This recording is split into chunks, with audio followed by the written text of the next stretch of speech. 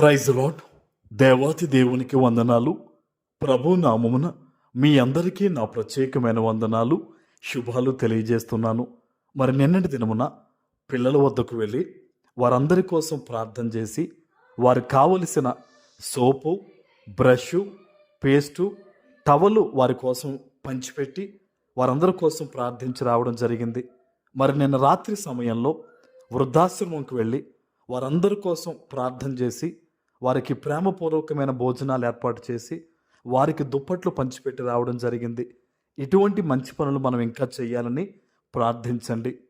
ఈ దినము కొరకు ఏర్పాటు చేయబడిన దేవుని వాగ్దానము యెషయా గ్రంథము 53వ అధ్యాయము 5వ వచనము. మన అతిక్రమ క్రియలను బట్టి అతడు గాయపరచబడెను, మన దోషములను బట్టి నలుగగొట్టబడెను.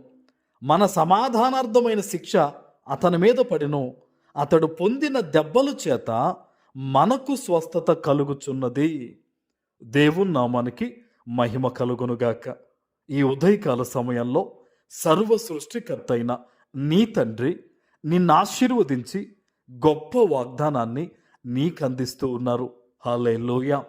ఈరోజు దేవుడు మన కోసం ఏం చేశాడనేది ఒక్కసారి నువ్వు ఆలోచన చేస్తే నీ జీవితంలో అపవాదికి ఏమాత్రమూ అధికారం లేదన్న విషయం నీకు అర్థమవుతుంది. నీకు అర్థమవ్వాలనే నీవు ఎప్పుడో విడుదల పొందావన్న విషయం నీకు మరలా దేవుడు ఈ వాగ్దానం ద్వారా గుర్తు చేస్తూ ఉన్నారు.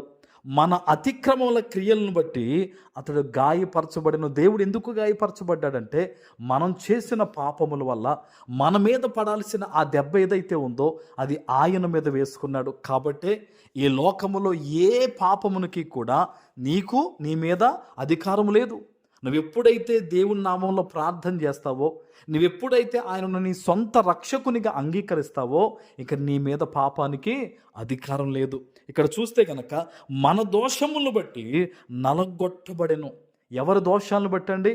మన దోషాలను బట్టే. మనం చేసిన పొరపాట్లను బట్టి, మనం చేసిన పాపాన్ని బట్టి మన మీదకు రావాల్సిన శిక్షను తన ప్రియ కుమారుని మీద పరమ తండ్రి వేశాడండి. ఆయన మీద మన పాపాలన్నీ మోపి ఆయనతో మనల్ని సమాధానపరుచుకున్నాడు.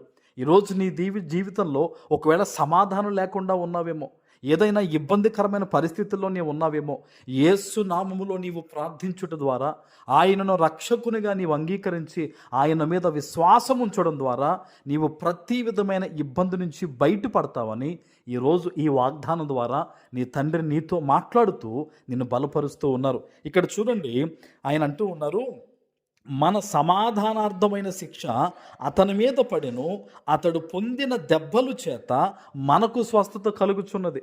దేవుడు మనతో సమాధాన పడాలని, నీతో సమాధాన పడాలని క్రీస్తుని ఏం చేశాడండి? ఆయన్ను బలి చేశాడు. మన పాపములన్నీ ఆయన మీద మోపాడు, మనల్ని సమాధానపరుచుకున్నాడు. ధర్మశాస్త్ర ప్రకారం మనం అనుభవించాల్సిన పాపము, ఆ శిక్ష ఏదైతే ఉందో తన ప్రియ కుమారుని మీద వేశాడు. ఈరోజు నువ్వు ఎక్కడి నుంచి, ఎటువంటి పరిస్థితుల మధ్య ఈ వాగ్దానం వింటున్నావో, క్రీస్తు నీ కొరకు మరణించింది నీ పాపాల నుంచి నిన్ను విడిపించడానికి, దేవునితో సమాధానపరచడానికి. ఈ లోకములో నీవు యేసు నామాన్ని ఉచ్చరిస్తూ ఉన్నప్పుడు, ఈ లోకములో దేవుని యొక్క మార్గంలో నువ్వు నడుస్తూ ఉన్నప్పుడు గుర్తుపెట్టుకో, ప్రతి విధమైన కష్టాన్ని జయించే కృప దేవుడే ఇస్తాడు, సమాధానం దేవుడే ఇస్తాడు. ఆస్తి అంతస్తులు, గొప్ప కృపా కనికరములు నీ వశం అవుతాయన్న విషయాన్ని ఈరోజు గమనించి ప్రార్థించు. దేవుని సమాధానము ఈరోజే నువ్వు పొందుకుంటావు. ఆమేన్. ప్రార్థన చేసుకుందాం. పరిశుద్ధుడా, ప్రేమ కలిగిన తండ్రి, మీకు వందనాలు. ఈ ఉదయకాల సమయంలో మీరు ఇచ్చిన ఈ వాగ్దానం ప్రతి బిడ్డ జీవితంలో నెరవేర్చి స్థిరపరచమని యేసు నామమున ప్రార్థిస్తున్నాను తండ్రి. ఆమేన్.